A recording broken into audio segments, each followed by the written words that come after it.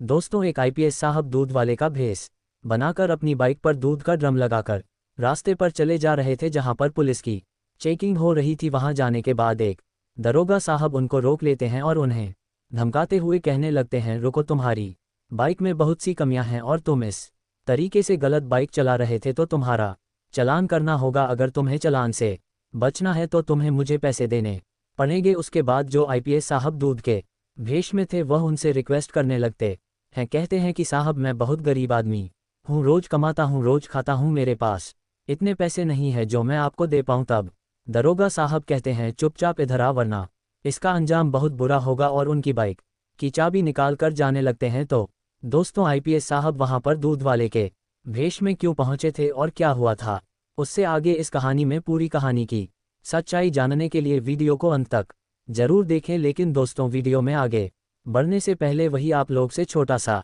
Request है कि अगर आप लोग हमारे चैनल पर पहली बार हैं तो चैनल को सब्सक्राइब कर लीजिए और वीडियो को एक लाइक कर दीजिए, ताकि जो मेरा हौसला है वह और भी ज़्यादा बढ़ता रहे और भी ज़्यादा इंटरेस्टिंग कहानियाँ ऐसे ही रोज रोज मैं आप लोगों को हमेशा सुनाता रहूं। दोस्तों, ये कहानी है उत्तर प्रदेश के रहने वाले पंकज की। पंकज जो अपने माता पिता के साथ उत्तर प्रदेश के एक जिला में रहा करता था। वैसे तो वह काफ़ी ज़्यादा पढ़ा लिखा है, लेकिन अभी तक उसे कोई नौकरी नहीं मिली है। वह इधर उधर छोटा मोटा काम करता है और उसी से अपना और अपने माँ बाप का पालन पोषण करता है। तभी एक दिन अचानक से उसकी माँ की तबीयत खराब हो जाती है, जिसके बाद वह उसे लेकर डॉक्टर के पास जाता है। अब डॉक्टर के पास जैसे ही जाकर चेकअप कराता है तो डॉक्टर साहब उसके लिए कुछ दवाएं लिखवा देते हैं और कहते हैं कि ये दवाएं आपको लानी पड़ेगी, क्योंकि आपकी माँ की जो बीमारी है वह इन्हीं दवाइयों से ठीक हो पाएगी और ये दवाएं आपको दूसरे शहर में मिलेंगी। यानी कि जो दवाएं डॉक्टर साहब ने लिखी थी वह उस शहर के अंदर नहीं मिलने वाली थी जहां पर पंकज रहा करता था। उसके बाद जो पंकज होता है वह अपनी बाइक को लेता है, अपना हेलमेट लगाता है और दूसरे शहर अपनी माँ के लिए दवाएं लेने चला जाता है। उसने डॉक्टर साहब से पूछा था कि डॉक्टर साहब, कितने रुपए की दवाएं आएगी, तो डॉक्टर साहब ने बताया था कि लगभग 2000 की दवाएं मिल जाएंगी और आप इन्हें यहाँ से ले आओ। और वहाँ मेडिकल स्टोर तक जाने के लिए उसे एक पुलिस चेकपोस्ट को पार करना होगा। अब जैसे ही वह पुलिस नाके के पास पहुंचता है तो वहां जाने के बाद जहां पर वह दरोगा साहब थे जो वाहनों की चेकिंग कर रहे थे, वह एकदम से पंकज को रोक लेते हैं। पर पंकज भी पुलिस वालों के सामने रुक जाता है और उनसे पूछता है कि जी कहिए साहब जी, क्या परेशानी है। तो वह कहते हैं कि आपकी बाइक में दिक्कत है और आपका चालान होगा। तब पंकज कहता है कि बताइए साहब, मेरी गाड़ी में क्या दिक्कत है, क्योंकि पंकज की बाइक के पूरे कागज सही थे और पेपर उसने मेंटेन करके रखे थे। साथ में उसने हेलमेट भी लगा रखा था और अब बाइक के सभी पेपर अपडेट होने के कारण उसको किसी भी प्रकार का कोई डर या भय नहीं लग रहा था। अब उसके बाद दरोगा उनसे कागज मांगने लगते हैं। तब पंकज अपने गाड़ी के पूरे कागजात दिखा देता है, पोल्यूशन, आरसी, इंश्योरेंस, सब कुछ उसके पास था और अच्छी कंडीशन में बाइक भी थी। और हेलमेट के लिए बोलता है तो पंकज ने हेलमेट भी दिखा दिया। तब दरोगा को कोई ऑप्शन दिखाई नहीं देता कि किस तरीके से मैं इससे पैसे ठूं, क्योंकि वह दरोगा साहब सभी से पैसे ठा करते थे और उसके बाद ही वाहनों को जाने दिया करते थे। तो वह एकदम से बाइक के नंबर को देखते हैं और देखने के बाद कहने लगते हैं कि तुम्हारा यह बाइक का नंबर दूसरे शहर का है, तुम इसे यहाँ पर नहीं चला सकते। अब पंकज जो कि पढ़ा लिखा था वह उनसे कहने लगता है कि ऐसे कैसे नहीं चला सकता, मेरी बाइक का रजिस्ट्रेशन है और रजिस्ट्रेशन के बाद मैं इसको पूरे टैक्स पर चला रहा हूँ। अगर मैंने इसका पूरा टैक्स पे किया है तो मैं इस बाइक को कहीं भी चला सकता हूँ। आप तो दूसरे शहर की बात कर रहे हैं, मैं इसे पूरे इंडिया में कहीं भी चला सकता हूँ और कोई भी मुझे रोक नहीं सकता। अब इस बात को सुनने के बाद जो दरोगा साहब देखते हैं कि लड़का बहस कर रहा है तो दरोगा साहब तेज आवाज में बातें करने लगते हैं और कहते हैं कि अगर यहाँ से तुम्हें यह बाइक ले जानी है तो तुम्हें फाइन भरना ही होगा, वरना मैं तुम्हारी बाइक को यहाँ से आगे नहीं जाने दूंगा। अब उसके बाद पंकज कहता है कि किस चीज़ का फाइन, जब मेरे पूरे कागज सही हैं, मेरे नंबर प्लेट भी अच्छी है और कोई भी दिक्कत मेरी बाइक में नहीं है, मैंने हेलमेट भी लगा रखा है, तो मैं फाइन नहीं भरूं। उसके बाद दरोगा साहब कहते हैं कि ये चालान कटवा लो, अगर तुम्हें ऐसे ही निकलना है तो 000 मुझे दे दो, उसके बाद मैं तुम्हें जाने दूंगा, वरना अपना चालान कटवा लो। अब उसके पास टोटल उतने ही रुपए थे जिन रुपयों की वह दवाई लेने के लिए वहां पर गया हुआ था, लेकिन अगर उन पैसों को वह उन्हें दे देगा तो उसकी माँ की दवाई नहीं आ पाएगी। अब बात पंकज काफ़ी परेशान हो जाता है, उन लोगों से मना करता है, कहता है कि मैं फ़ाइन नहीं दूंगा और ना ही आप लोग मेरा चालान काट सकते हैं। उसके बाद दरोगा साहब बड़े ही रोबदार आवाज में उससे कहते हैं कि अच्छा ऐसी बात है तो देख, मैं तेरा अभी चालान काटता हूं। तब दरोगा साहब उसकी बाइक की फ़ोटो खींचते हैं और फ़ोटो खींचने के बाद नंबर प्लेट का एक चालान बनाते हैं 000 का। अब उस चालान को निकालकर पंकज को दे दिया गया था। पंकज उस चालान को देखता है तो उसे बड़ा ही दुख होता है, वह काफ़ी ज़्यादा परेशान हो जाता है। लेकिन तभी वह सोचता है कि कोई बात नहीं, इस चीज़ के बारे में मैं बाद में देख लूँगा, पहले मैं जाकर अपनी माँ की दवाइयाँ ले आता हूँ। उसके बाद वह वहाँ जाता है और अपनी माँ की दवाइयों को लेकर वापस से डॉक्टर साहब के पास चला जाता है और वहाँ जाकर अपनी माँ को बताने लगता है कि मैं आपकी दवाइयाँ ले आया हूँ, लेकिन एक दरोगा ने बेमतलब की ही मेरा चालान काट दिया, वह भी पूरे 5,000 का। अब इस बात का माँ को भी बड़ा दुख होता है, लेकिन जो हो गया था उसे कौन बदल सकता था। अब उसके बाद पंकज सोचता है कि ऐसे काम नहीं चलेगा, जब मेरी बाइक के पूरे डॉक्यूमेंट सही थे और मेरा हेलमेट भी लगा हुआ था और जिस चीज़ का उन्होंने चालान काटा है उससे कोई दिक्कत भी नहीं थी, क्योंकि उसने सरकारी नंबर प्लेट लगा रखी थी और उसी के एवज में उसको 000 का चालान किया गया था। तो अब पंकज काफ़ी गुस्से में होता है और फैसला करता है कि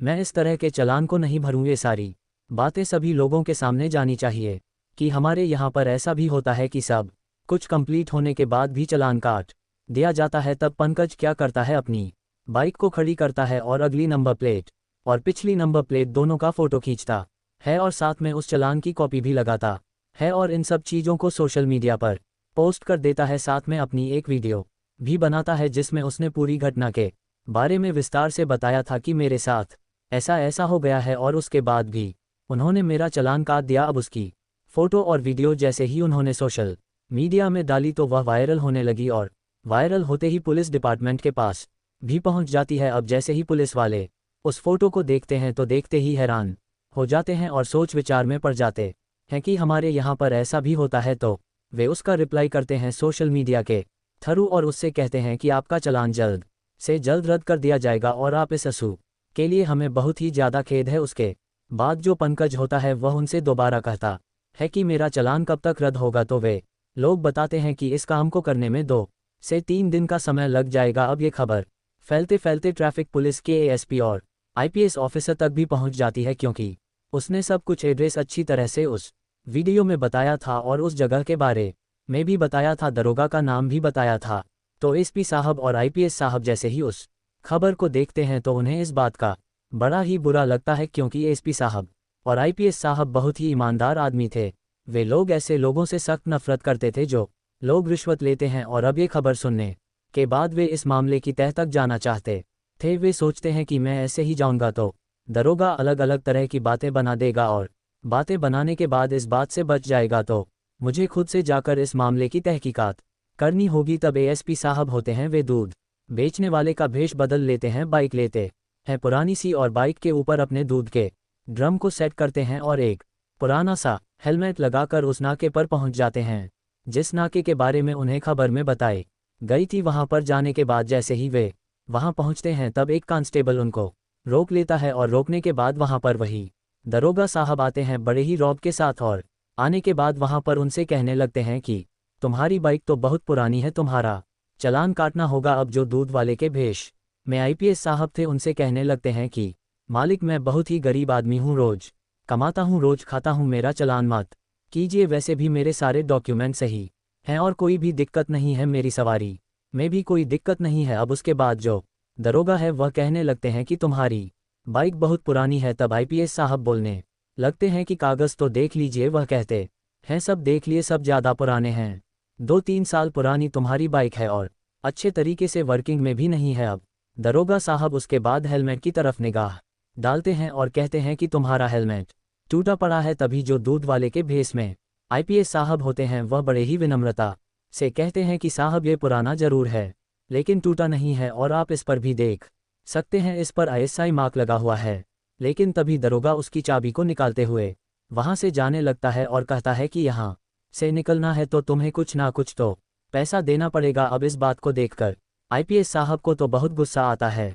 फिलहाल वह अपने आप को कंट्रोल करते हैं क्योंकि वह उसे रंगे हाथ पकड़ना चाहते थे ताकि उस पर अच्छे से कार्यवाही कर सके। वह थोड़ी आगे दूर जाते हैं तब हवलदार साहब जिन्होंने उन्हें रोक कर रखा था वह जाकर कहने लगते हैं कि अरे क्यों बड़े साहब से पंगा ले रहे हो आप, ऐसा करो 000 दे दो, मैं आपको जाने दूंगा, मैं उनसे रिक्वेस्ट कर लूंगा। उसके बाद वह हवलदार दरोगा साहब को बुलाता है और कहता है साहब कोई बात नहीं, गरीब आदमी है, इसको जाने दीजिए, 000 आपको देगा। तो जो दूधिया के भेष में आईपीएस साहब थे वह कहते हैं 500 तो मैं दे दूंगा, लेकिन मुझे यहाँ से रोज जाना पड़ेगा। तो क्या रोज 5500 मैं कहाँ से दूंगा। उसके बाद जो दरोगा साहब हैं वह कहते हैं तुम्हें ऐसा करना है कि आज जो तुम मुझे 000 दे दो, उसके बाद 1 महीने तक लगातार 1 लीटर दूध मुझे दे दिया करना। उसके बाद तुम्हें यहाँ से कोई नहीं रोकेगा, तुम यहाँ से कैसे भी जा सकते हो, तुम्हें कोई परेशानी नहीं होगी। उसके बाद आईपीएस साहब कहते हैं कि साहब दूध तो मैं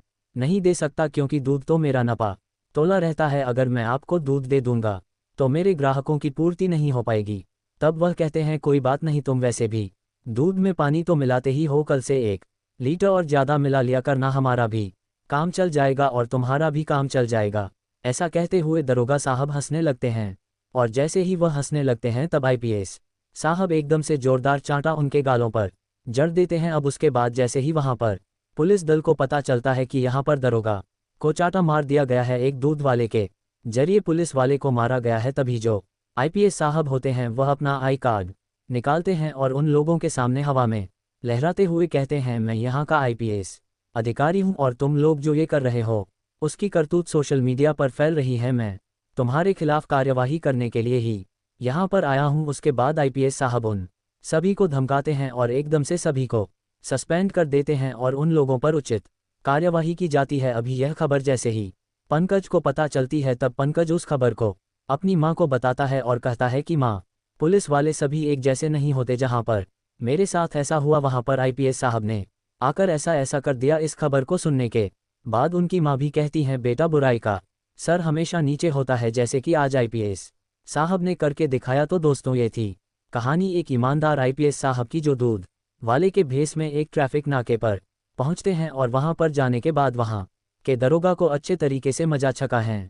एसपी साहब और आईपीएस साहब को जब पूरी सच्चाई पता चलती है कि पंकज जैसे निडर लड़के ने अपनी बुद्धि का प्रयोग करके बिना पुलिस वालों से डरे अपने अधिकारों का प्रयोग करते हुए लोगों को रिश्वतखोरों से बचाया, और पुलिस वालों को पता चला कि पंकज भी यूपीएससी की तैयारी कर रहा है, तो उन्होंने उसकी बहादुरी के लिए सरकार से सिफारिश की पुलिस फोर्स में भर्ती करवा दिया, क्योंकि आज के समय में पंकज जैसे ईमानदार पुलिस ऑफिसर की नितांत आवश्यकता है, जो अपने साथ साथ लोगों की भी भलाई कर सके। पम की जब पुलिस विभाग में पोस्टिंग हुई तो उसके ऑफिस में उसका भव्य स्वागत किया गया, और अपना पदभार संभालने से पहले ही उसे सभी सीनियर और जूनियर लोगों की ओर से पुरस्कार से सम्मानित किया गया। इस बात की पता जब सरकार को चली तो उनके द्वारा भी पंकज को उसके साहसिक कार्य के लिए सम्मानित किया गया। पंकज के रहते किसी भी पुलिस ऑफिसर की हिम्मत नहीं होती थी कि किसी से भी 1 रुपये की रिश्वत ले या मुफ्त में किसी गरीब को सताए। पंकज के रहते आम जनता बहुत खुश थी, कानून व्यवस्था बहुत